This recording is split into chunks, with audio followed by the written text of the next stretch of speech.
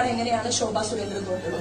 കോൺഗ്രസിന്റെ ഉള്ള 42% 48% വാങ്ങിയിട്ടല്ല കോൺഗ്രസ് വിജയിച്ചത്. മാർക്സിസ്റ്റ് പാർട്ടിയുടെ ശതമാനം താഴേക്ക് പോയത് കൊണ്ടാണ്. അപ്പൊ അതിൽ ഇനി അതൊന്നും പറഞ്ഞിട്ട് കാര്യമില്ല. ജയമെന്ന് പറയുന്നത് ജയമാണ് ജനാധിപത്യത്തിൽ.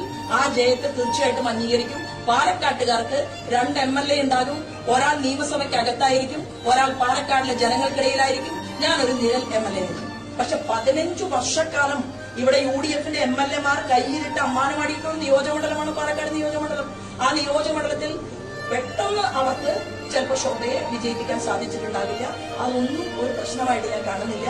MLA ചെയ്യുന്നതിനേക്കാൾ കൂടുതൽ ജോലി പാലക്കാടിലെ എനിക്ക് വേണ്ടി വോട്ട് ചെയ്തവർക്കും വോട്ട് ചെയ്യാത്തവർക്കും വേണ്ടിയിട്ട് ഞാൻ ചെയ്യും.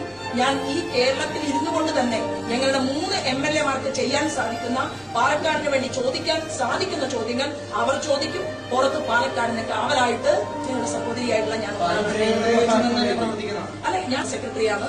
അപ്പോൾ സംസ്ഥാന പ്രസിഡന്റ് നിയമസഭയിൽ അടുത്തുകൂടി ജോലി ചെയ്യുന്നു എന്നുള്ളത് കൊണ്ട്, അദ്ദേഹത്തിന്റെ തൊട്ടു താഴെയുള്ള ഒരു ചുമതലയിലാണ് എന്നുള്ളത് കൊണ്ട് കാസർഗോഡ് മുതൽ തിരുവനന്തപുരം വരെ നമ്മളുടെ പഴയ ജോലികളും ഒക്കെയായിട്ട് നമ്മൾ മുന്നോട്ട് വിവിധ പ്രദേശങ്ങളിൽ ഭാരതീയ ജനതാ പാർട്ടിക്ക് ശക്തിയുക്തം വോട്ട് വർദ്ധിച്ച 1ാമത്തെ സ്ഥലം പാലക്കാടാണ്.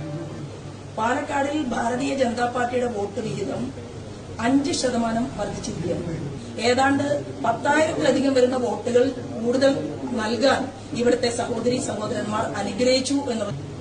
UDFന്റെ 42% തന്നെ UDFന്റെ വോട്ട് വീതം നിൽക്കുന്നു.